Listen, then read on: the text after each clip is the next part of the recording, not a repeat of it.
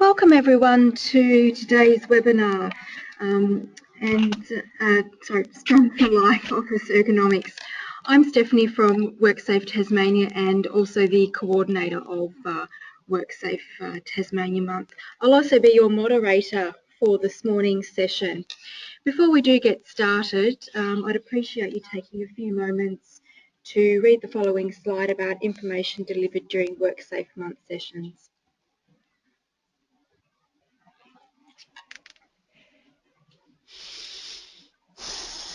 I'd now like to go over a few items so that you know how to participate in today's webinar. We've taken a screenshot of an example of the attendee interface. You should see something that looks like this on your screen in the upper right-hand corner. You're likely listening in using your computer's default system. If you prefer, however, to join by telephone, please click on telephone in the audio pane and the dial-in information will be displayed. You'll also have the opportunity to submit text questions to today's presenter by typing in your questions into the questions pane of the control panel. You may send in your questions at any time during the presentation. We will collect these questions and address most of them at the end of today's presentation. We are also recording webinars during WorkSafe month and we'll make these available on the WorkSafe month website at the end of WorkSafe Tasmania. Lastly, we do appreciate you completing a survey on today's presentation. The survey will pop up on your computer screen once today's webinar ends. I would now like to welcome this morning's presenter from IPAR Rehabilitation, Lynn Martin, to present this morning's webinar, Strong4Life Office Ergonomics. Welcome, Lynn. Thank you, Stephanie. Good morning. I'm Lynn and welcome to Strong4Life's Office Ergonomics. Today, we're going to spend some time looking at some of the concepts behind office ergonomics. We will look at the risks, talk about the body and parts of the anatomy and the role that they play in office ergonomics, and more importantly, we'll look closely at what we can do to keep ourselves safe. An important part of this presentation is about giving you the necessary skills to assess tasks, develop safe ways of undertaking the manual handling duties that you do in the office in order to minimise the risk of injuries. Following today's talk, you should understand and be able to assess your own physical strengths, weaknesses, fatigue, and potential for injury. Everyone has unique physical characteristics, and you will need to consider in relation to the way you carry out your work activities. I will give you some tools to assist you to work within your circle of strength, to stay strong and safe and healthy in your work and personal life.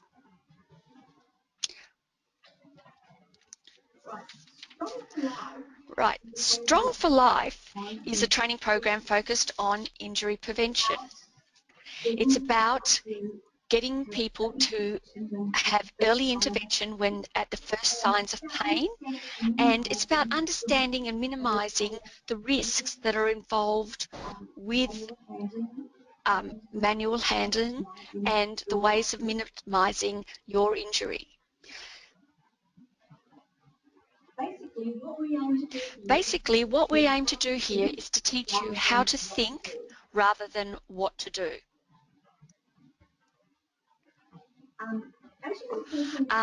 As you can see from this diagram, we can see where we would like to be on this scale. We'd much prefer to be in the pleasure and comfort zone rather than in the aches, soreness and pain area of the scale. What we're trying to teach here is that when you start to feel discomfort, you really need to be proactive and do something immediately. Some of the things you can do is to get moving or rest if you have been moving a lot, or to have a stretch for 20 to 30 seconds. And all this will help to decrease your achiness and soreness, thus reducing your discomfort and hopefully preventing you from ending up in pain.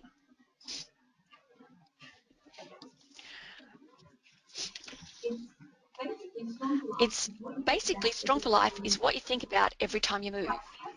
Right, I have some videos here, and we discovered that it's a little tricky to get them the way that I wanted.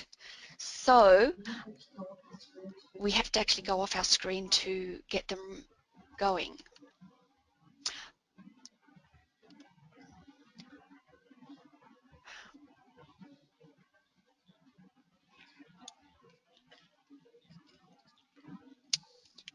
Volume, okay. Is that better? More?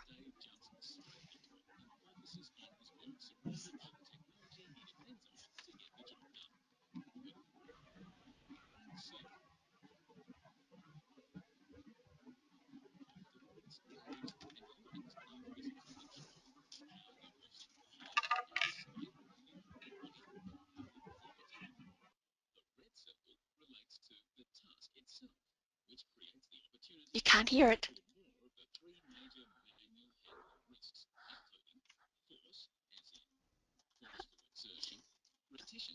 Do you hear it now? Oh, okay.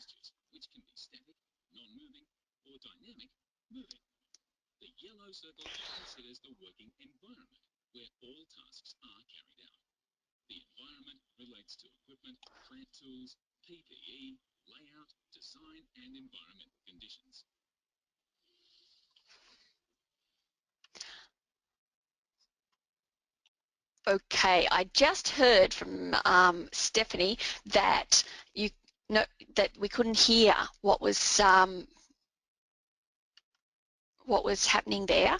So I think basically what we will do is when it comes to a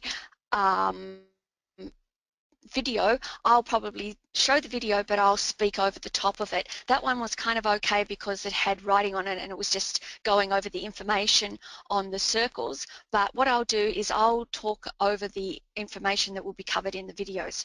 So my apologies for that. We have, as you can tell, had a few technical difficulties. Okay, so basically what we're looking at here is the relationship between the work you do, the environment you're in, and the tools you use, and we're really looking at what you can do to influence the way you do your work, the way you set up your equipment so that the environment is safe and ergonomical, and the tools you use so that they are also used appropriately with the correct PPE and are close to you. The goal of setting up your work environment is so that when you're getting the job done, you are able to do it correctly.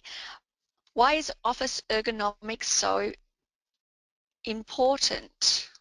Oh, there's another one of those, sorry.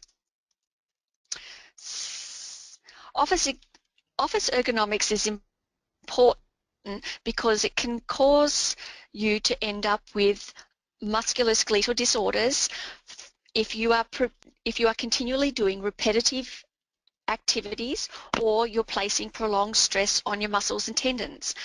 Muscles and tendons like to be in mid-range, and if you were to straighten your arm now, you'll notice that your arm is at the end of range, or if you were to bend it all the way up with your knuckle touching your shoulder, it's again at end range.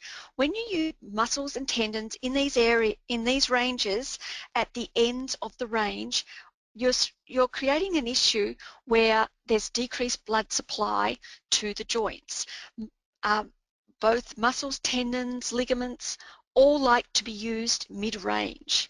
So Common parts of the body that we tend to stress and put in end range are our lower backs, shoulders, elbows, wrists and fingers.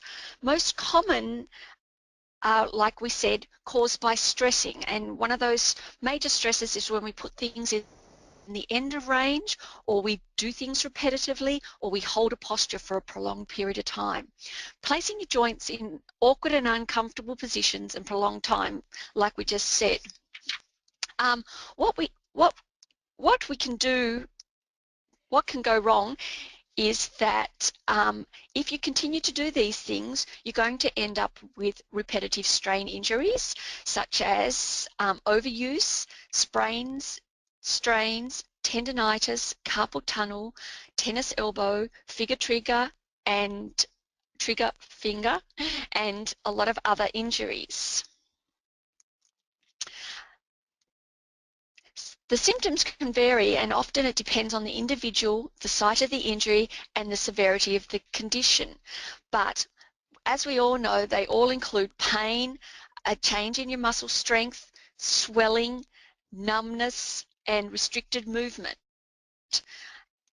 and an inconvenience overall. So sprains and strains, we're just going to go over some of the basic conditions just so you have a better awareness of what a sprain and what a strain is. A sprain involves the tearing of ligaments, and the ligaments are used to help connect the bones and to stabilize joints. Muscles are stabilized by the tendons that attach them to the bones, and an injury to the tendons or muscles is called a strain. As we mentioned previously, they operate best in mid-range, and both of them require good blood flow. So when you're holding a position for a prolonged period of time, and especially when you're stressing the muscles or tendons at end range, it's less likely that you're going to have good blood flow to the area. Also, it's good to note that muscles, tendons, ligaments, all rely on movement. Real key. You do need to have plenty of movement in your daily activity.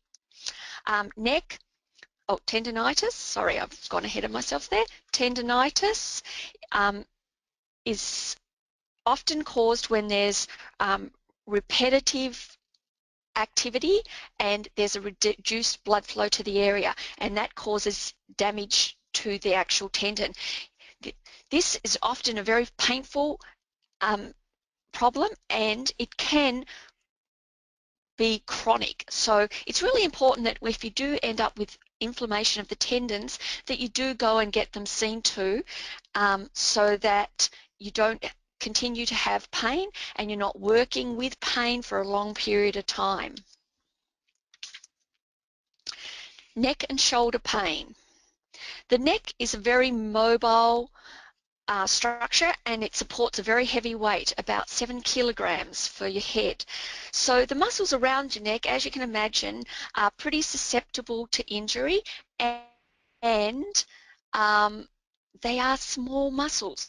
So they're small muscles doing a work. So when you put your neck in poor posture, you're actually creating trauma, and that's more likely to create degenerative changes in your spine and to cause neck pain. The shoulder too is another joint that doesn't have a lot of bony support. It's actually really supported by the tendons where the muscles join to the bone and form the rotator cuff. So that's another reason why it's really important when you are using posture at work that you're really aware of your shoulder posture, and that your shoulders and your elbows are close into your body, so that you're not putting a lot of stress on those tendons around the shoulder. And I'm sure everybody knows people who've had rotator cuff problems and continue to have pain and dysfunction as a result of that. So make sure you get to a doctor if you do have problems like this.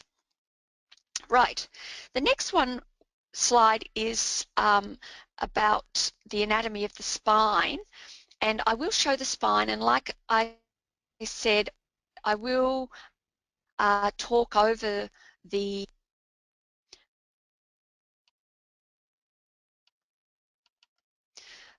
slide so that you are getting some input.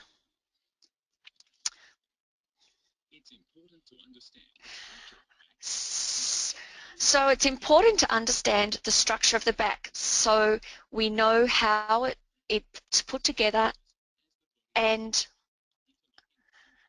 it's best to think of it as a scaffold. The spinal column gives us structural support, and it appears straight when we're peered from the front or the back. But if you look from the side, it's actually an S-curve. You have facet joints and ligaments, and those are muscles, and they all control the movement of the back. How's this okay? It's saying here with the lower back that you don't want to twist your lower back too much because the facet joints will become irritated. So a lot of what we'll be talking about today is ways to move without irritating our back and irritating our lumbar spine facet joints.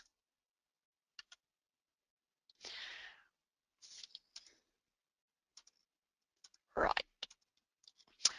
Okay. Right. Here, have you ever considered the different positions and the impact that they have on your body? Here is a chart which is really, really interesting. If you've ever had a sore back, you've probably laid down on your back and elevated your legs. Well, there's a good reason for that, because in that position, your back actually has the least amount of stress on it.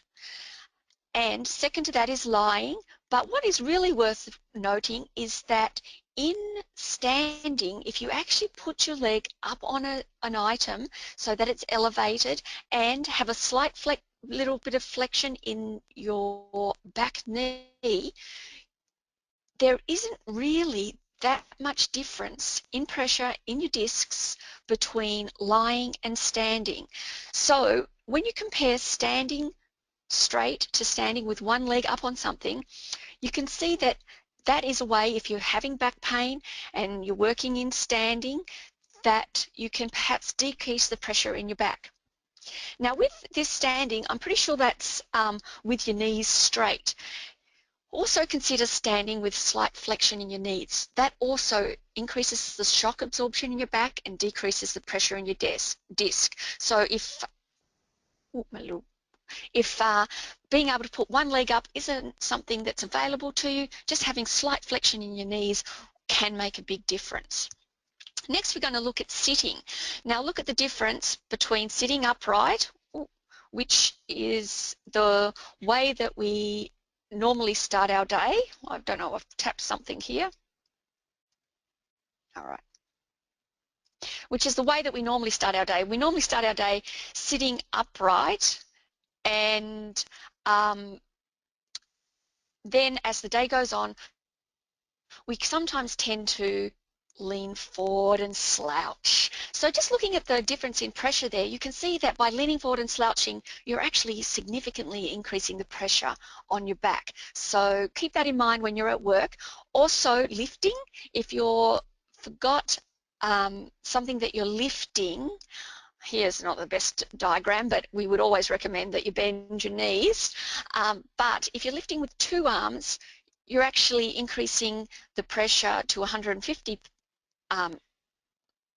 relative to if you're trying to lift with one arm, 220. So you need to be aware that you're doing things in the most ergonomical way so that you're decreasing the pressure on those discs, because basically over a lifetime, that's a lot of work on your discs. So there are some things that we can do to reduce this stress. We can have our back relaxed. We probably won't get much work done in that position. When we're using our writing position, we can sit up straight. When we're typing, we can maintain good posture, and if we were to lift a weight, we can keep the weight close to our body. These are all things that can help in eliminating our risk of damaging our discs and all our muscles and joints. Right. We need to reconsider the three-circle concept. Are you at risk of a musculoskeletal condition? What I'm going to do is I'm going to bring up some questions, and I want you to have a look at these questions. And there's 10 questions here, and I want you to tell me how, or I want you to just take the test and see how you scored on these questions. Right. So out of the 10 questions, what was your score? The higher you score, the higher you are at risk for an injury.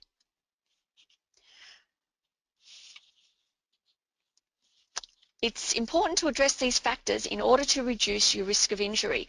What do we need to do to address the first four items? Think about what we do and how we do it. Be conscious of using our body well and keeping it strong when we move, doing what is right rather than what is easy or lazy. What about the next 2 points? Our weight and smoking. Looking after our health, losing weight if we're carrying too much, and stop smoking. Why is losing weight important? Well, less of our frame would need to be carried. Simple tasks can become difficult and risky when we have increased weight. When we decrease our weight, we have improved circulation, and it's easier to maintain strong postures. Also, with less weight, there's decreased risk of illness. And what sort of effect does smoking have on our chance of injury? Well, smoking dehydrates and thins the disc and muscles, tendons and ligaments, and basically that causes our body to lose its shock absorbing capacity.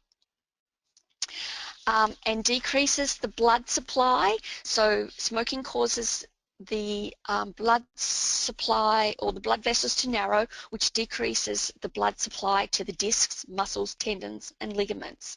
Therefore, when you become injured, it takes much longer to heal than usual. The next 2 points, decreased core muscle stability and lack of exercise. Developing our physical strength to make our bodies strong and more able to cope with movement. What do you notice about each of these things? Which circle do these fall into? Who is responsible for making the differences in these areas? Lastly, we have the age between 35 and 45. Why do you think that this group is pointed out here as high risk for injury? Basically, because some of the things that you may consider is because generally people consider this the age when parts start to wear out a little from wear and tear and bad habits over the years, lots of bending and twisting, and you don't bounce back like you used to when you did get injuries in your youth. And your priorities have probably changed. You probably have kids and a job and less time for exercise. The discs are best when you're between 22 and 23 years of age. After that, they start to lose a little bit of water and dry out. They therefore lose their height and blood supply, and the discs start to decrease. Consider your discs as a water-filled balloon with a blob of toothpaste in the middle. So when you're bending and moving, the blob of toothpaste moves backwards and forwards depending on where you're moving. If the toothpaste pushes against the back wall of the balloon and stays there, this would be called a disc bulge. A bulge may end up pressing against your nerves, which would result in leg pain, which is often referred to as sciatica. Okay, so that's kind of explains what your risk factors are. What can we do to reduce your risk factors? Well, we can apply Strong4Life principles and techniques, and this is the information that we'll be going over.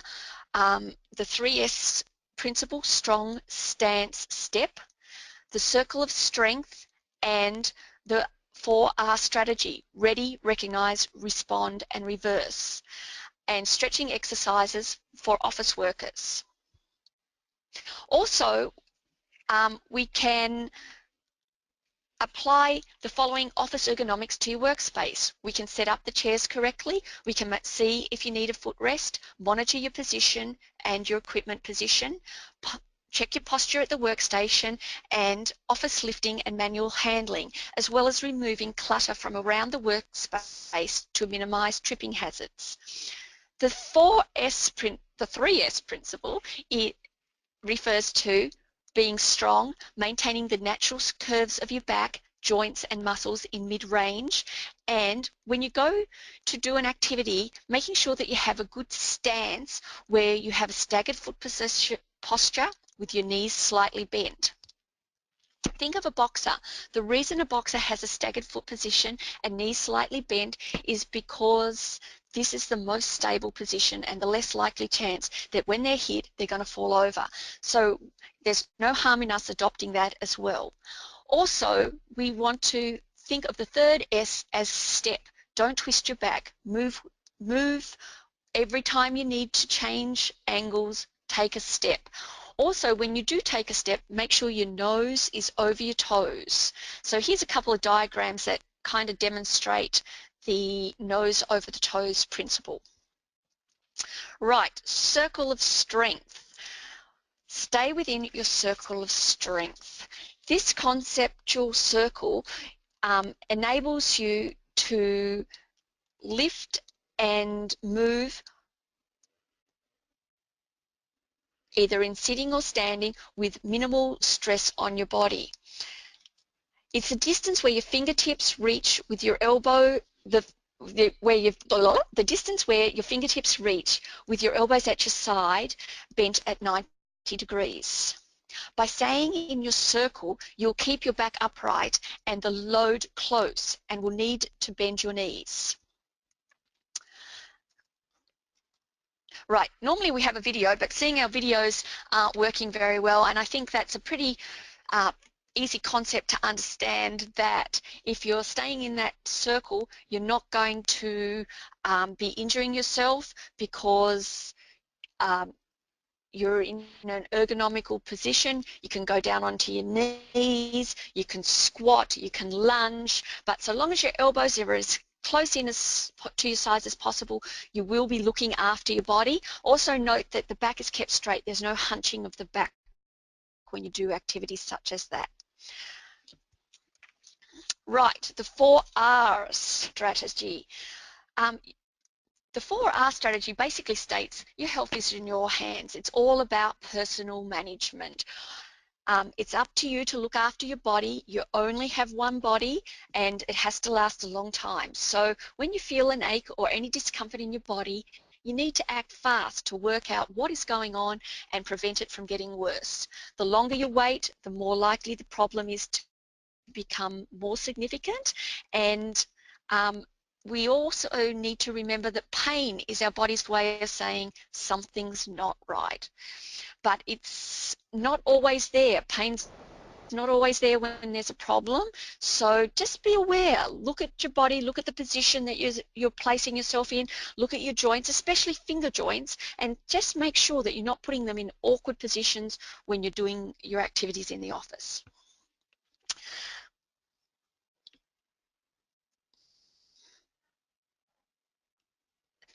I will attempt this video just because it what was that? Strength, respond. Yep.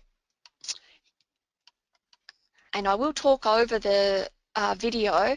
However, just looking at the movements of the gentleman in the video is actually quite helpful.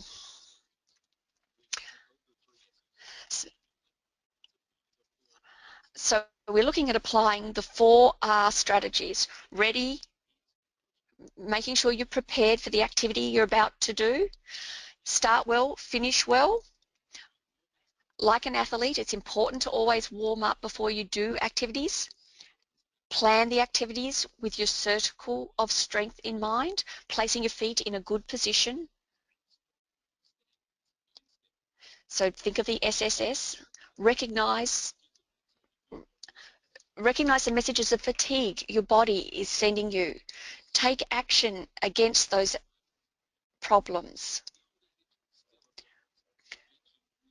Prevention is much better than a cure. Reverse injury-causing mechanisms. Our bodies will heal themselves to some extent, but you need to have good opportunities to recover. Rest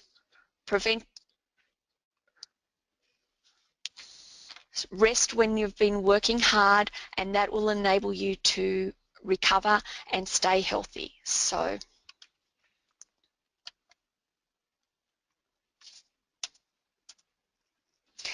okay, we're going to go over a couple of stretching exercises. Warm up. So a good way to remember to do your stretches is to set Outlook reminders. So if you could set Outlook reminders every 30 minutes to do a couple of stretches or to get up and move away from your workstation, that would be a really good thing to do. You notice the first stretch was raising your arms up over your head. Well, most of the day your arms are down by your side, so you really want to get your arms up in a different position and move in ways that you haven't been moving. Here they're showing a stretch in a doorway where you've got one arm on each side of the doorway, and you take a small step forward, keeping your back straight, to feel a stretch in the front of your chest, because we all know as you continue to work, we tend to get more and more rounded as the day goes on. Neck stretches are always a great thing to do. Our neck has been turning left and right all day looking at the screen, so doing a stretch just to stretch out the muscles, get them in a different position to what they've been while you've been working. Same with your shoulders. Now, a stretch can be held for 20 to 30 seconds, and it shouldn't be painful. All you should do is feel a mild stretching when you're performing the stretch. You don't want to bounce your stretches. You want to make sure that you're doing a variety of different body parts, and that you stop stretching if you do feel any pain. Remember to use the opportunities that you have during the day. So when you move from one activity to another, when you need to take a minute to think and concentrate on something, you can incorporate stretches such as the lower back stretch, either standing up or sitting. This is another stretch that you can do as you're working, just crossing one leg over the other, and it's a really effective one, and you can increase that stretch, as you see by the arrow, if you were to lean your trunk forward, keeping your back straight. Stretching will increase your flexibility and will also decrease the risk of injury. So remember to set your Outlook reminders. Sitting stretch for your hamstring. Right, now we're going to move on to the office ergonomics, which is, the setting up of your office so that it is set up to suit you the best that it can be. These are the questions you've got to ask yourself. Is your chair high enough so that your elbows are slightly above the height of your desk? Are you sitting as far back in your chair as possible? Is there a space between the edge of the chair and the back of your legs? Usually 3 to 5 fingers distance. Is the seat pan tilt relatively horizontal so that it maintains your spine in a neutral position? If your seat pan is tilted forward too much, you will exaggerate your lumbar spine, and if it's tilted back too much, you will round out your lumbar spine too much. Is the lumbar support of your chair in the small of your back? The small of your back is the bit where you arch your back and you get the most arch just above your hip bones. Is the backrest upright or in a slightly reclined position? Now, slightly reclined is not laying all the way back, as we know. The chair height is enough so that your elbows are above your desk, and also so that, oh, I thought of something but it's gone. So there's a quick video here on how to set up your chair. We just, I will go to the video again, and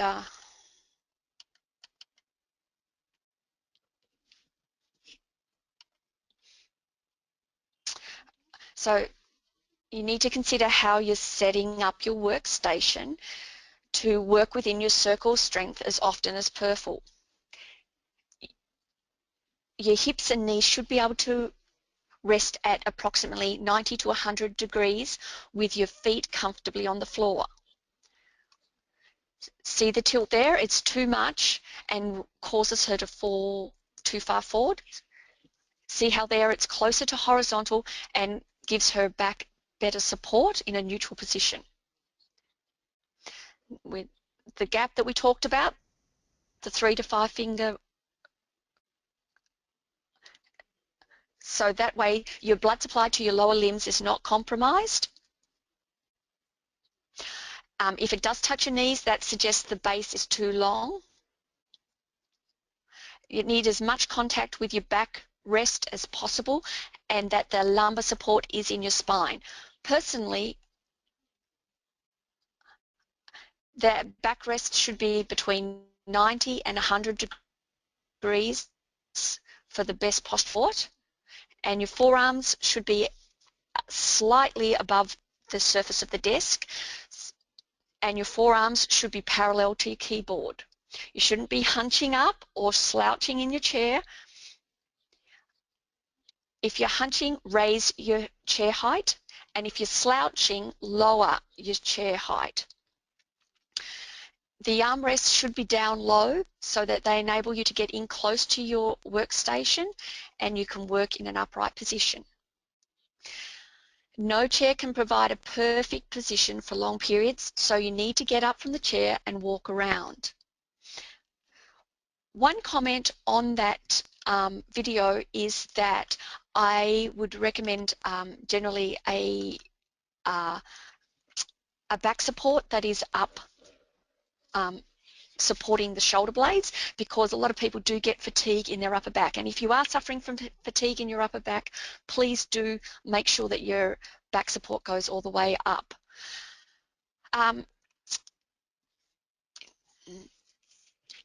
Do you need a footrest?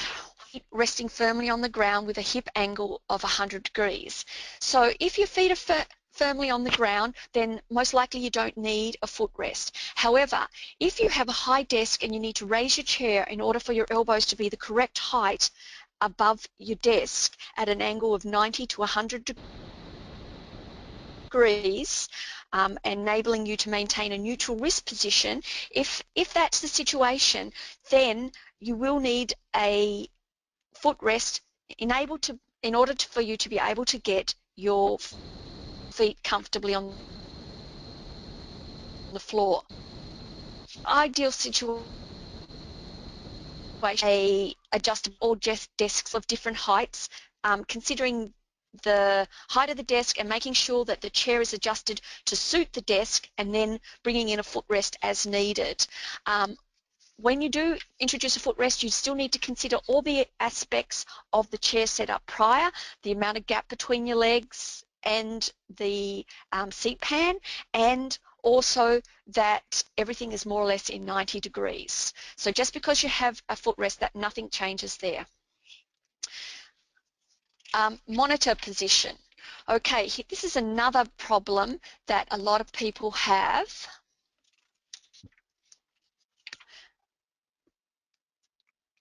Is the top of your screen at or slightly below your eye level?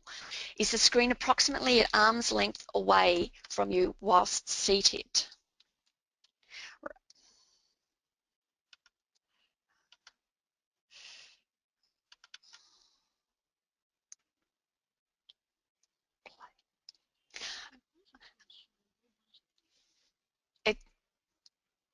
It's important to make sure that your monitor position is, so your fingers should be just shy of the screen and your monitor should be directly in front of you. So you're looking at your horizontal gaze and your eyes should come up to the monitor. So you can see there that it's too low, cause you to have a neck flexion while you're working. So you may need a monitor raiser if you can't raise it high enough. And if you have two monitors, make sure that you're face on to the main monitor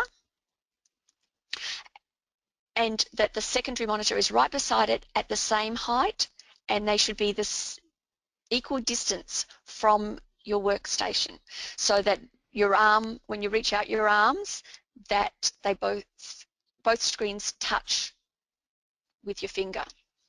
The last point there was that if you are using both screens equally, you should position them such that they are equidistant, and that prevents a lot of rotation of the neck. So, once again, they are again at arm's length from you.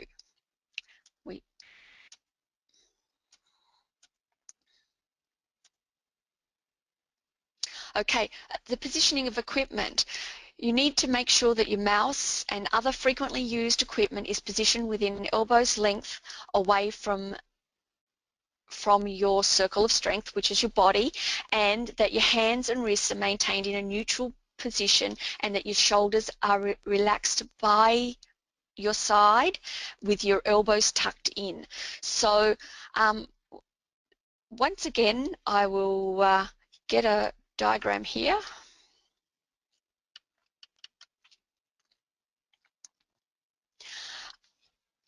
Like they say, a picture is worth 1,000 words. So here you can see the stuff's put all over the desk, not near where he's working. Look how his elbows are out there. So now he's moving it all in closer so that he can reach everything without reaching. Yeah. You're going to end up with pain and strain if you're reaching out to get to your mouth. So keep it in by your side and notice that the elbows are in by your side. If you're using your phone a lot, it's a good idea to have a headphone set so that you're not overreaching and you're not putting your neck in awkward postures.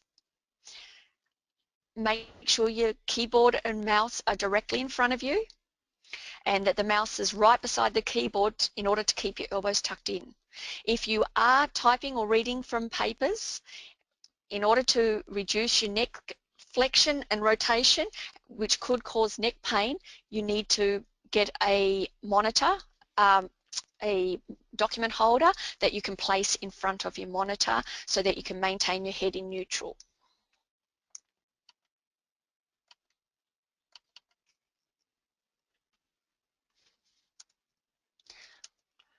Right, so make sure that everything's close to you, the equipment's positioned, your posture at your workstation. Remember, performing postural adjustments and stretching on a regular basis will increase flexibility and has the potential to decrease the risk of injury. I think this is our last video.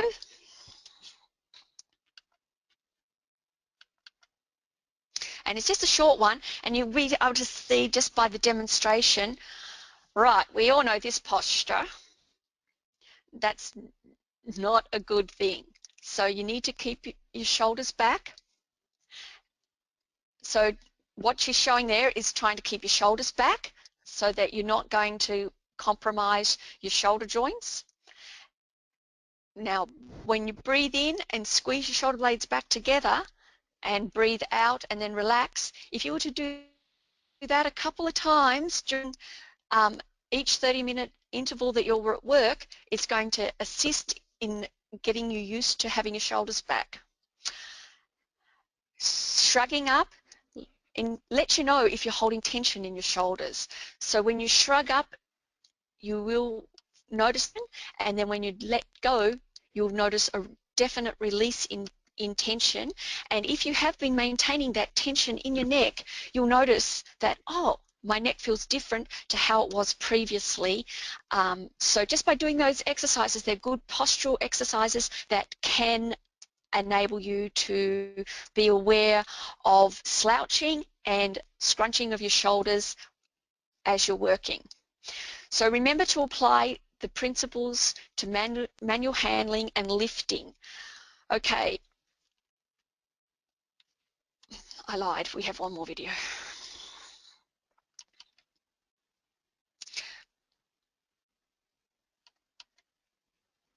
Right.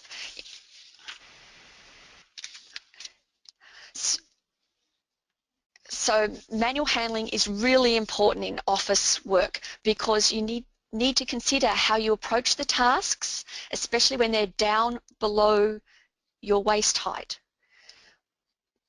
Make sure you remember to use your circle of strength and keep your body square onto the object. Look at your stance, keep the object close to your body and readjust as you need. Bend through your knees, keep your back straight.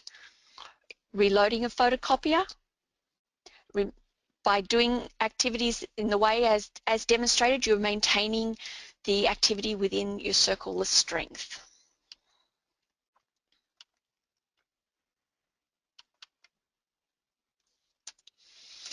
So those demonstrations showed how you can keep your circle of strength as you do activities within the office, okay? So as a summary, we need to remember that you need to have a strong body, a good stance, and be able to step when you're making movements within the office so that you don't injure yourself. Your circle of strength implies that you've got to have your elbows in by your side and keep the weight close to your body and consider eyes, nose over toes. When you're when you've got aches and pains, you need to warm up before you do an activity. You need to recognize if you're feeling aches and pains, you need to respond to those aches and pains, and then you need to actually do something to reverse the aches and pains that you are experiencing so that they don't become worse and you end up with an injury.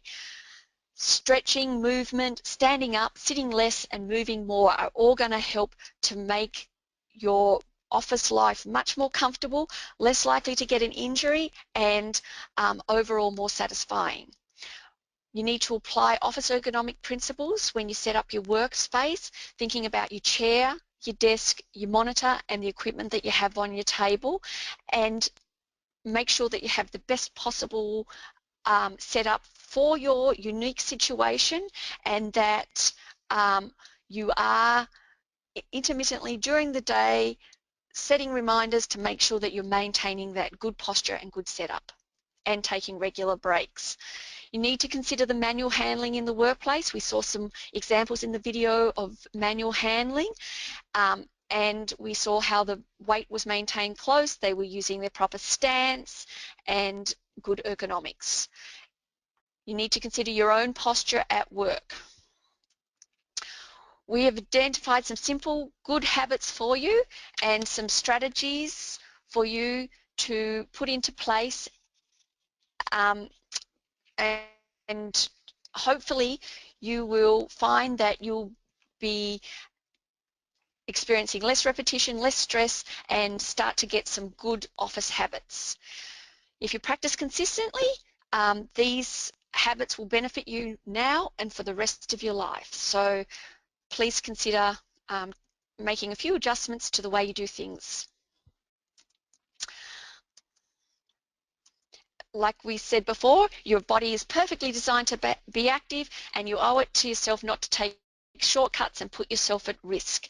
Treat your body with respect, and your ability to work and your quality of life will definitely be maintained. And thank you for watching. If you have any questions, please let me know.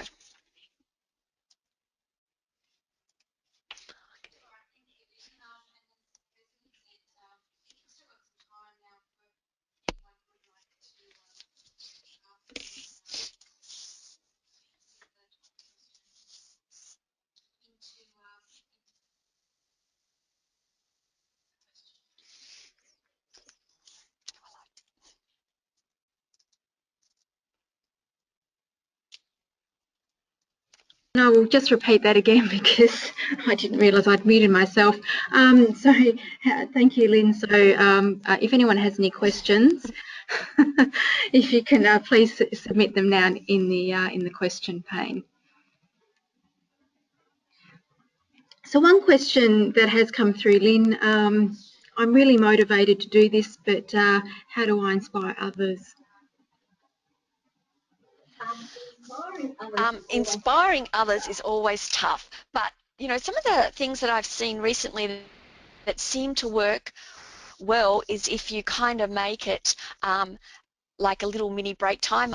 Depending on what kind of department you work in, a lot of departments allow like 5 minutes an hour for postural change. So, you know, you can be the one getting up and saying to everyone, hey, do you want to just all stand up for 5 minutes, 5 minutes and do a stretch? Trying to get some sort of system like that into place.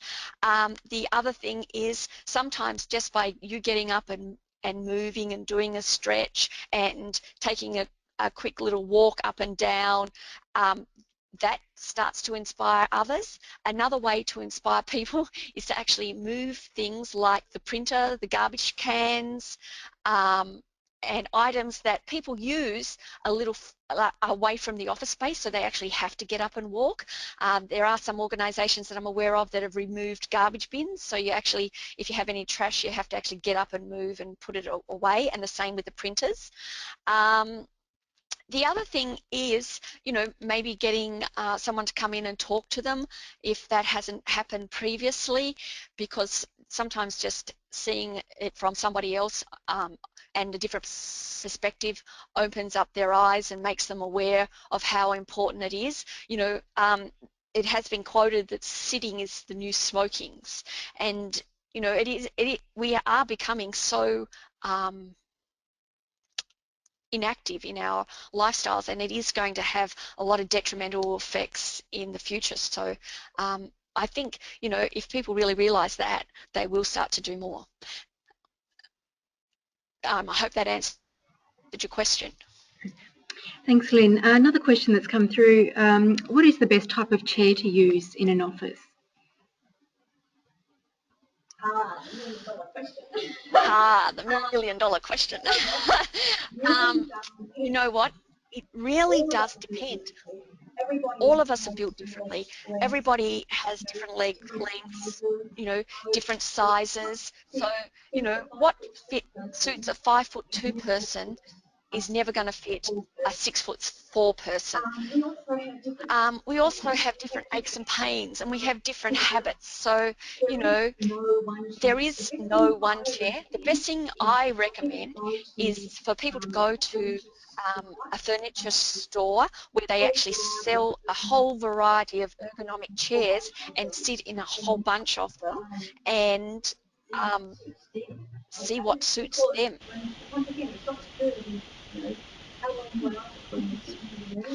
Okay, because when your hips and your knees, you know, how high your hips are, where your arch support is, and how long your back is. You know, whether, like in the video, they showed that lady in the chair with some of her shoulder blades. That would drive me crazy. Can you hear that? What's that? Can you hear me? Yes.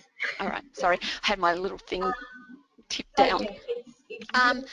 So yeah, it's really dependent on the individual. So there's a wide variety of chairs, and there's a reason they make them. I'm you know, personally, I'm not into some chairs because I really like good support, but different strokes for different folks. Hope that answered your question. Another question, Lynn. What is the best type of, are back rests or supports beneficial? Are backrests or supports beneficial? I'm going to say yes. Okay, so there's been some theories about sitting on like items like Swiss balls and maneuverable chairs and things like that, but it's been clearly demonstrated that if you have a backrest, you're able to relax and that your back muscles and be supported, and it's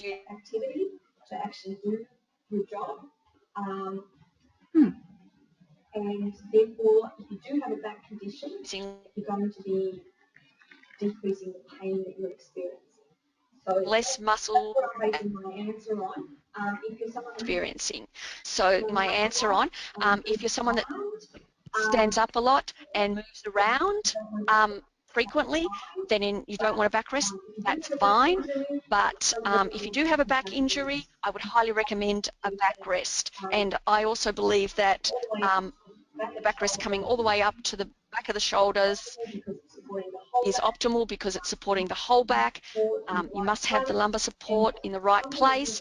And one thing we didn't really touch on in the seminar, but activating your core. So using your tummy muscles to push back against the seat to create that stable core that you're actually sitting with a back that is stable. Hope that answered your question. Okay, thank you, Lynn. No other questions have come through, and we've come to the end of this morning's webinar. So thank you again to Lynn from IPA Rehabilitation for this morning's webinar, Strong4Life Office Ergonomics.